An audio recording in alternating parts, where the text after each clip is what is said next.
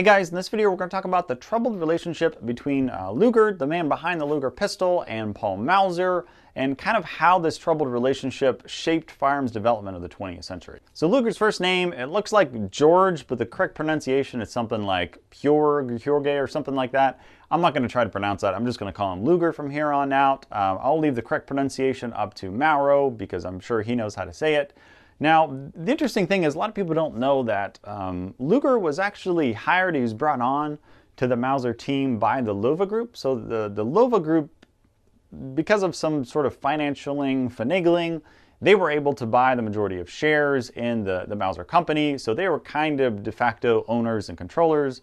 Sad thing that Paul Mauser really didn't own. He wasn't super in charge of his own company. So Luger previously worked with Mannlicher, and he was very familiar with the Mannlicher rifle and its designs and kind of the ins and outs, pros and cons of the rifle, which made him the perfect sort of candidate to pull in at the time because there was a arms sort of commission or arms evaluation test going on in Italy. And, of course, you have the Mauser, the Mannlicher, rifles, all competing in Italy for this military contract.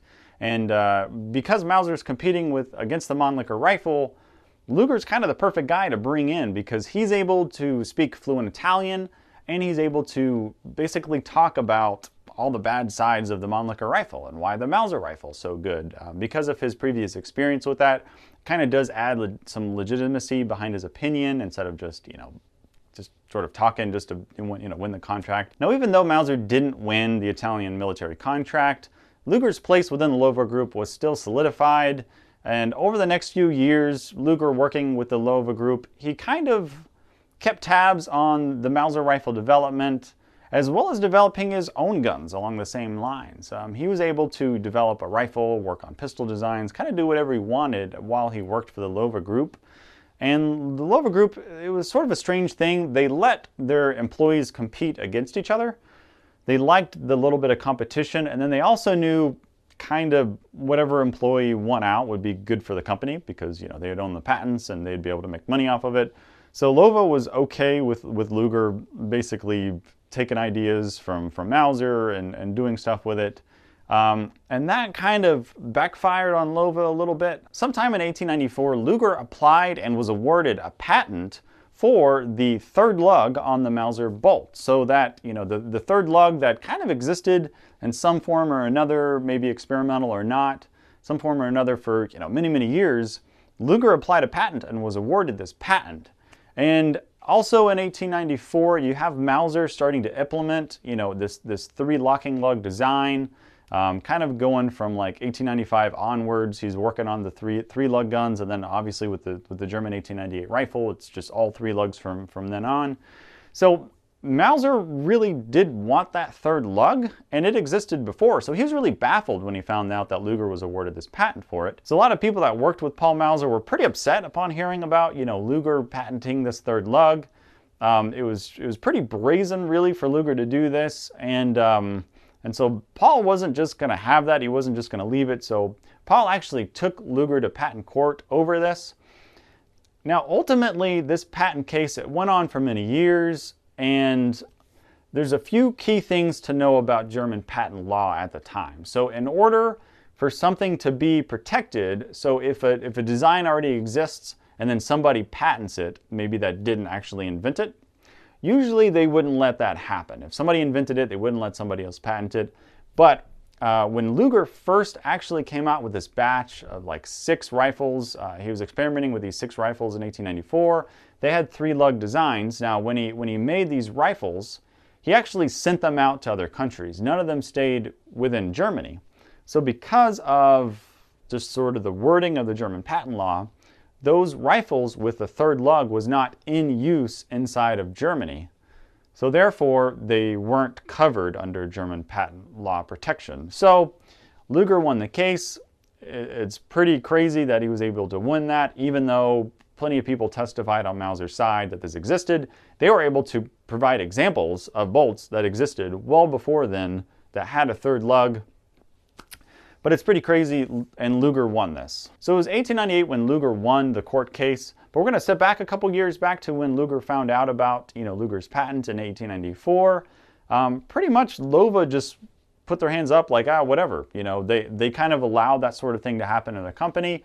And Paul Mauser, he was pretty, you know, justifiably angry at the situation. Like the fact that Lova would sort of let that happen and let somebody basically steal something from him. I mean, he had to pay royalties to Luger for a design that he stole, pretty much. So he's pretty upset about that. And so in 1895, when Paul Mauser is needing to patent a lot of the designs that go into the C96, when he's patenting a C96 pistol, he doesn't patent the C96 pistol in the Lova Group's name. He patents the pistol in his own name because he figures, you know what, if Luger can do it, I can do it. So he patents the C96 pistol in his own name. Now when he does that, he upsets the Lova Group quite a lot, right? There's this new cool pistol that he comes up with and he owns the patent. And Lova's like, hey man, you know, what's going on? Like, how are you doing this? And Paul's like, well, you let Luger do it, so I did it. Now it seems a little bitter coming from Paul Mauser. But what it did was give him kind of greater control over the C96 pistol and making certain demands to the Lova Group. And in fact, the Lova Group did sort of make certain concessions with him on the C96 pistol. Among the certain concessions was that he would get paid a certain amount per C96 pistol sold, so he'd be able to make money off of it. Secondly, and kind of the most important to the story, is that he restricted C96 production to the actual Mauser Obendorf factory. He did not let, you know, the Lova factory and later on the DWM factory manufacture the C96 pistol. He restricted the production to his own facility. He wanted his own factory to make it. It was his. Lova agreed to that. So the strong arm move from Mauser, it kind of backfires on him a little bit because, yeah, he does get, you know, control over his C96 pistol and make more money off of it. However, now you have, you know, the Lova Group and later on DWM not making any money from a pistol and wanting pistol production. They're wanting to be able to produce and make. They want to put their, you know, workers to work. They want to be able to, you know, produce pistols and make money. And without the C96, they kind of have to look elsewhere. And they already have their employee Luger. Now, if you want to kind of learn about the Luger development, you should watch CN Arsenal's video on the Luger development, how it kind of comes from the bore chart. But pretty much you have DWM, you have Lova and DWM not promoting, not backing, not offering any help on manufacturing or, you know, refining, improving the C96 design. And instead, they're putting all of their weight behind what will become the Luger pistol. And you have, you know, the Swiss adopting the Luger in 1900, the German Navy in 1904, and then eventually, you know, the German Army adopting the Luger in 1908.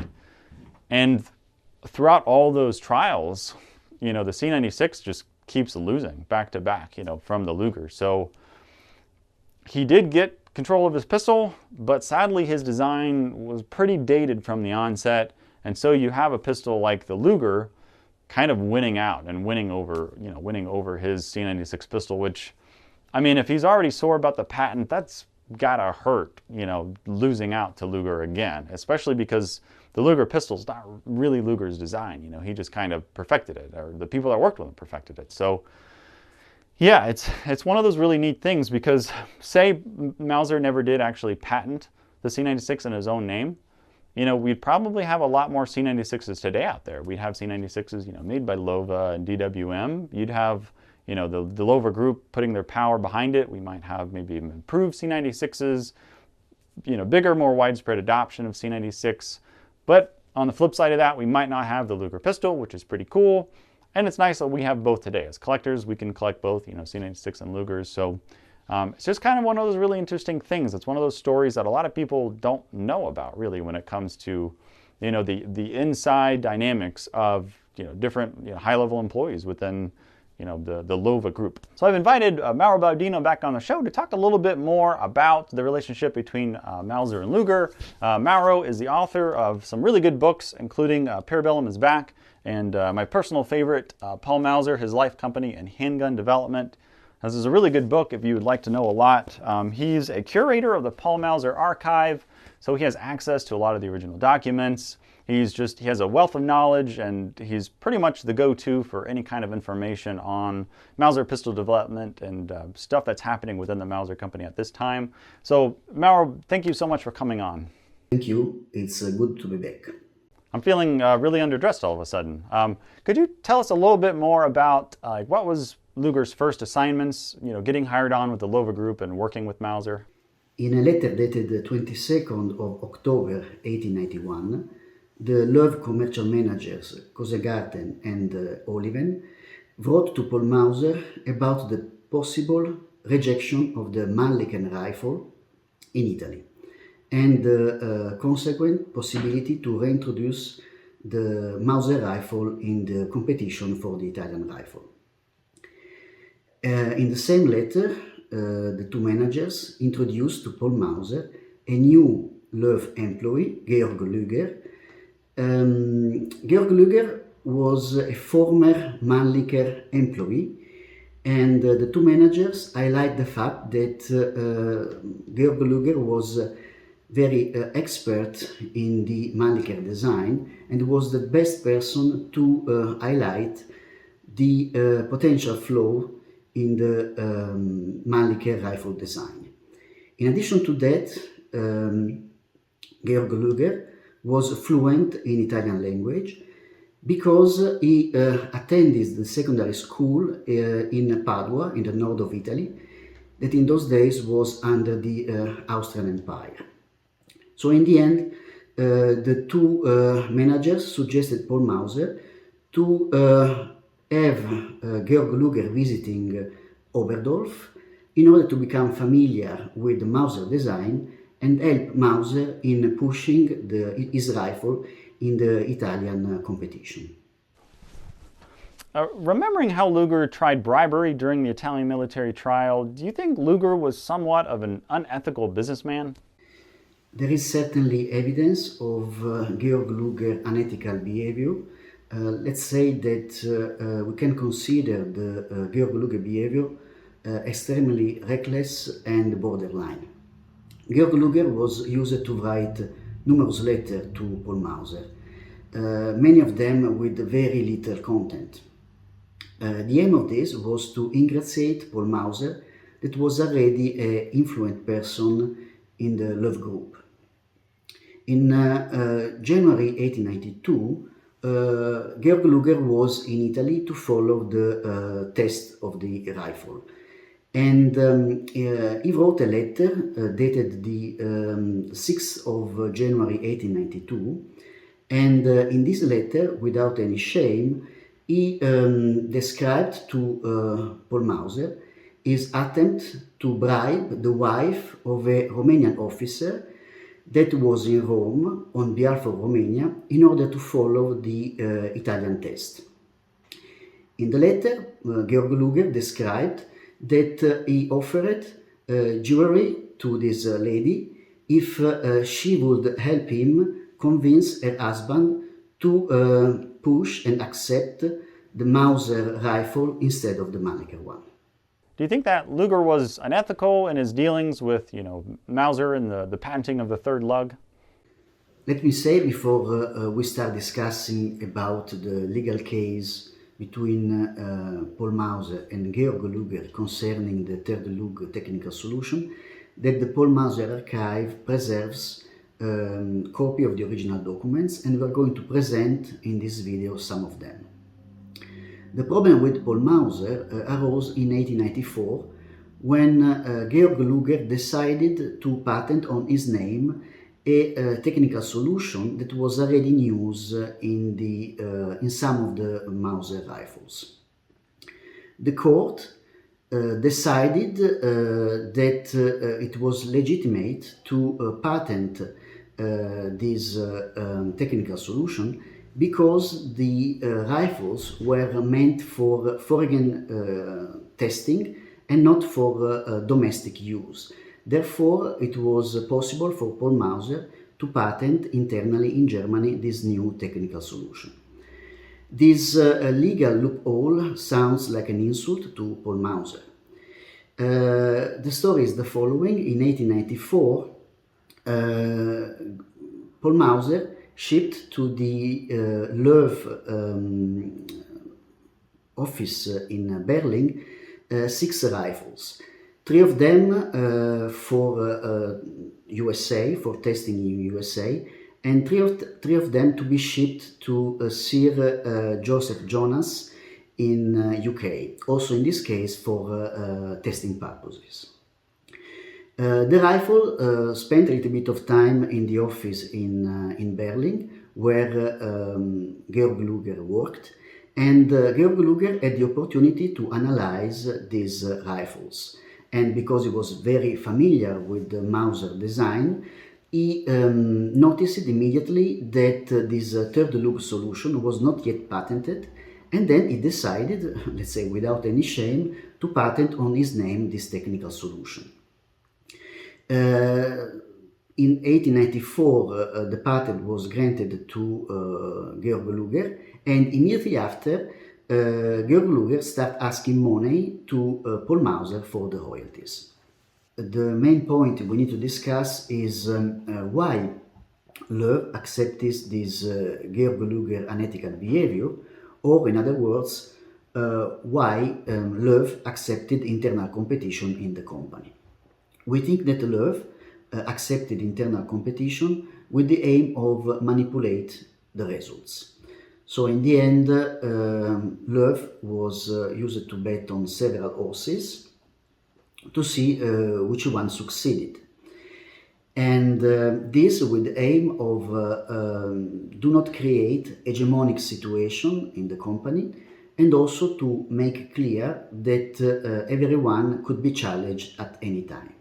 So I could see Mauser being really upset after losing his court case to Luger in 1898. What were some of the concessions that Loew made to Mauser to kind of make this up to him? In order to try to solve this complicated situation, Isidor Loew himself decided to visit Paul Mauser in Oberdorf. They had a very long and complicated discussion, and at the end, Paul Mauser was able to obtain more freedom for his company inside the Loew Group, and also a forfeit money to pay the Georg Luger royalties. At the end of this agreement, Isidor Loew thought that everything was good again, but it is not the case. In fact, in 1895, when the C96 pistol was ready to be patented, Paul Mauser decided, as a revenge, to patent the pistol on his name. And this opened a new page, a new chapter in this very long story. Speaking of concessions, what did Paul Mauser get in return for his C96 patent? On the 9th of March 1897, there was a board of directors in Berlin, and in this meeting, Paul Mauser requested and obtained two main points. First, that the C96 pistol was produced only in the Mauser facility in Oberdorf, and second point, to increase the capital of the Mauser company. Paul Mauser thought that it was a good deal, what was achieved, but actually the first point, it was a boomerang for Mauser. In fact, DWM, always with this internal competition, because they were not able to produce the pistol in Berlin, they decided to give a mandate to Georg Luger to improve the design of the Borchardt pistol. And we know that Luger succeeded with this, and the Luger pistol won the competition to become the pistol for the German armed forces. I also remember reading in your book how Luger was fired from DWM eventually in 1919 because of just the constant intellectual property litigation that was going on. I know Mauser wasn't alive at that point, but do you think he would have been pretty happy at that? It is true that Paul Mauser hated Georg Luger. This is clearly written in some documents available in the Paul Mauser archive, like diaries and letters. Georg Luger was a very difficult person, and another evidence of this is that in 1919, DWM decided to break the contract with Georg Luger, again, also in this case, for a reason related to the behavior of Georg Luger. So Paul Mauser was not able to see Georg Luger fired by DWM because it's passed away a few years before. Thanks so much for coming on the show again, Mauro. Really appreciate all the information. You are truly a gentleman and a scholar. You are welcome anytime. So even if Mauro never came on the show, I'd highly recommend you checking out his books, especially the Paul Mauser book. If you're a big fan of Lugers, also Parabellum is back if you like, post-war Luger history and post-war Mauser history. So Paul Mauser is a good book, kind of pre-World War II, everything before World War II. And Parabellum is back is a good one, kind of everything after World War II. So I highly recommend checking them out. They're really kind of two sides of a coin. I recommend their books even if Mauro never came on the show. Honestly, they're really good. They're really good books. Mauro also has a certification program for pistols. So if you have like a certain type of vintage, especially like the post-war Lugers, that sort of thing, he can look up the documentation on your gun, and he can give you a certificate, for the history and everything of your gun. So go to his website and check that out. I'll put a link to it in the description. It's a really interesting service, and it's not that expensive compared to like what Colt and Smith & Wesson and all those kind of companies charge. So I highly recommend that. If you guys like this kind of gun history content, let me know. You have to comment and tell me what you think of this stuff, because if you don't comment, I don't know. I read all the comments. So if you just let me know what you think, if you want more guns versus history or whatever, let me know. I appreciate what you guys have to say, and I truly read all the comments and consider everything that you guys say. So appreciate everything, guys. Thank you so much, and I'll see you next time.